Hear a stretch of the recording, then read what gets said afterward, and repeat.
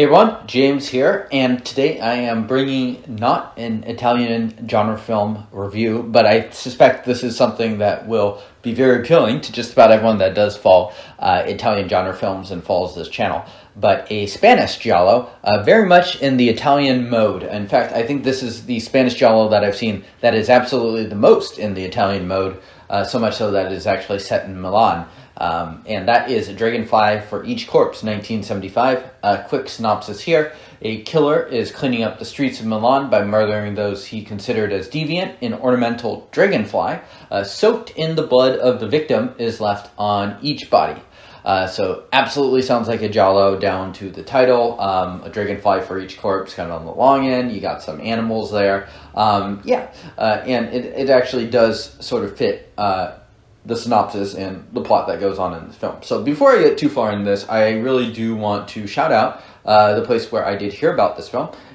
One of the reasons I'm bringing this film on is it's rare and for me to actually run into a Giallo that's fairly decent that I have not seen yet. So this is like one of those, one of the better new ones that I've seen in the last few months that is new to me. And so shout out to the folks over at the podcast Unsung Horrors, which is just a great podcast.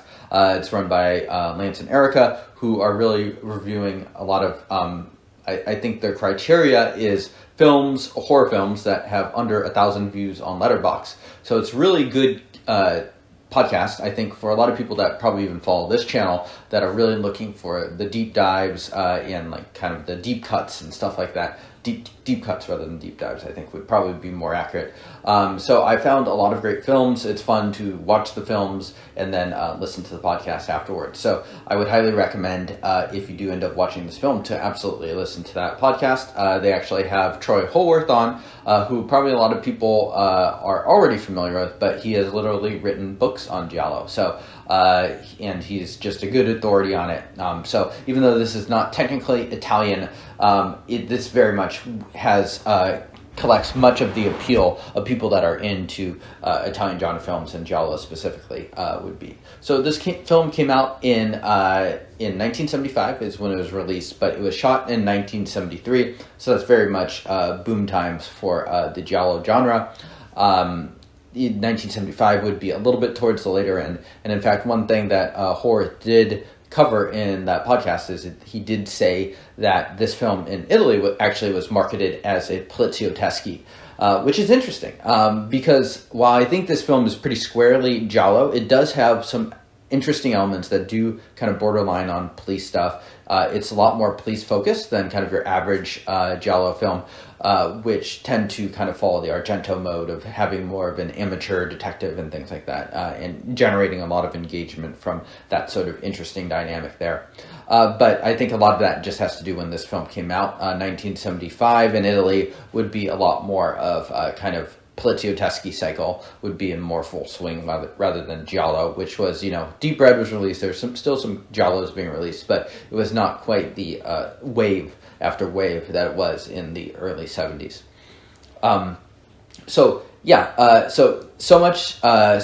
Italian that this film is set in Italy. Paul Naschy, who is kind of a Spanish horror icon, plays the lead. He's playing Paolo, so he's an Italian detective in Milan.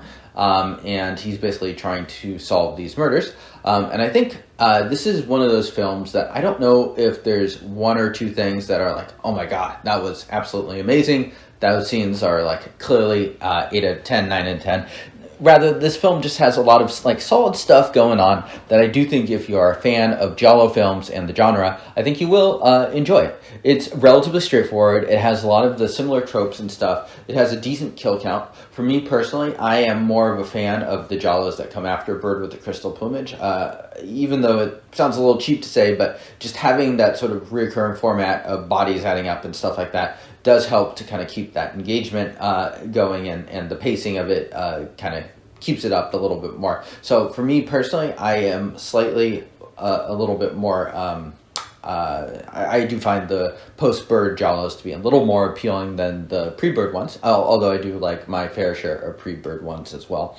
And so this one is a little bit more in that mode. We start off, we have, I think, 4 or 5 kills in the first something like 15 minutes, so starts off fast and furious, and there is a pretty decent body count going on throughout the whole film. So if you're someone that really, that sounds appealing to, then definitely check this out. This is a lot more of a body count film than something like So Sweet, So Perverse, which I just covered fairly recently on this channel as well.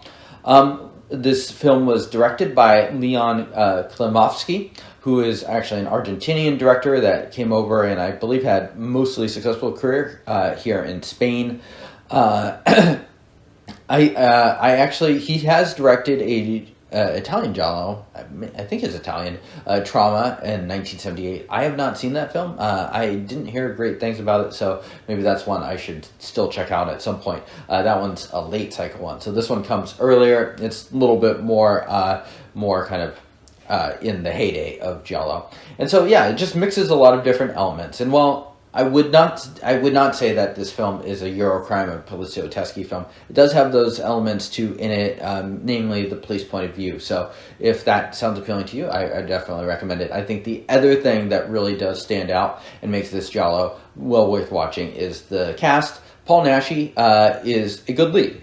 He's someone that holds the camera, is very much a star in these films, and he's someone that is engaging, and you cannot say that about all necessarily the performers that go in these films. If we're to lobby kind of critiques at the genre and stuff, it's like often like the acting or the dubbing or something like that could be subpar. I don't think you can quite say that is the case for the acting, at least in this case. And Erica Blanc, who plays his girlfriend or wife, is also very good in this film. So just having two kind of solid leads to form that sort of solid backbone, with a bunch of good kills behind it, and a ridiculous giallo plot, which we all know and we all love behind it. I think it's just a very solid recommendation here. Paul Naschy's detective is very much kind of in that Dirty Harry mode. A film that was also kind of out in this era, so kind of just playing like this tough, gritty cop. You don't see that all that much in these giallo films, which is maybe another reason why this is marketed more as a polizioteschi Eurocrime film, where that Dirty Harry and French Connection are kind of like the two chief influences that really kind of kicked that genre off and sort of had their influences throughout. One criticism of this film, I will say, and this was also noted in Unsung Horrors, is the soundtrack here.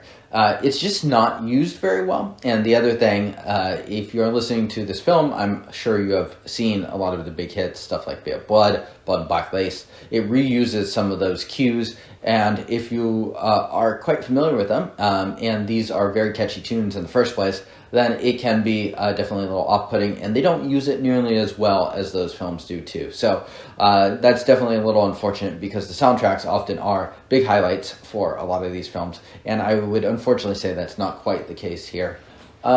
Another couple giallo tropes that I always enjoy is we have the scene where you have the cast of characters where you're just like, okay, I know that definitely the killer is amongst this kind of ragtag group of people, and so of course within that group you have a bunch of red herrings. Different people within that group are up to sleazy stuff. We see some interesting fetishes, necrophilia in this case. So it has a lot of those like kind of bizarre tropes that, or bizarre things that happen that we would kind of expect from these Italian genre films. And for me, it's like these weird kinks and quirks to these films are definitely a big reason why I can watch these Italian genre films more than like American slashers and stuff like that. I mean, I'm happy to enjoy an American slasher now and then, but for me at least, giallos are always the number one above those. Let's see. One standout. There's a group kill scene that's kind of interesting. One interesting fact that was covered in Unsung Horrors is actually that they... I don't want to just keep restating different things I heard there. I listened to that podcast pretty recently, so it's kind of fresh in the memory. But the nudity in this show, and there is a fair amount of nudity in it, They actually filmed it twice, once with fully clothed, that would be shown in kind of Franco, Spain domestically, and once for the export. So these films very much made also for export, just like the kind of Italian products too. Yeah, so anyways, the great scene I was getting to is this crazy carnival scene that really doesn't make much sense if you kind of, if you're trying to kind of make sense of the plot. But we have a suspect that's trying to get away and basically runs on the carnival ride in like this roller coaster, starts shooting his gun at the police, which is just absurd. And I think it's sort of repeated in like a Sergio Martino Suspicious Death of a Minor. I think it's in that too. I think it's a little bit more well executed in that one, but it's fun. These films you should not take too seriously, and you should just have a good time. So if you are like me, you like Giallo films, and you like a lot of the tropes and the things that you're going to see in them, and you've seen a lot, but maybe you haven't seen this one, I think this is definitely a thumbs up. So for me, I'm not going to give this a huge rating, but I think it's a 7 out of 10, which is, for me, is a film I liked and a solid recommend. Who won?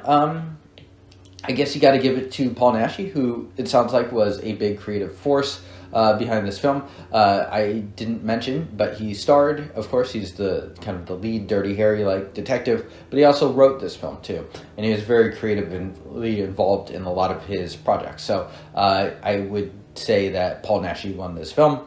If you want to check out another Paul Naschy Giallo that's very different, actually, from this one, and I have seen fairly recently, Blue's Eyes of the Broken Doll. I might be in the minority here, but I actually do like this film a little bit more. I think most people like Blue Eyes of the Broken Doll more, so don't take it totally from me. Check that film out as well. Yeah, but shout out also to Unsworn Horrors for just being a great podcast and bringing some fun recommendations. So yeah, I just wanted to kind of do the follow up on them, just because this is a fun new one to me, at least. All right, well, thank you all for tuning in. Let me know what new Giallo films you have seen recently that you have found to be kind of new discoveries to you, and I will see you all next time.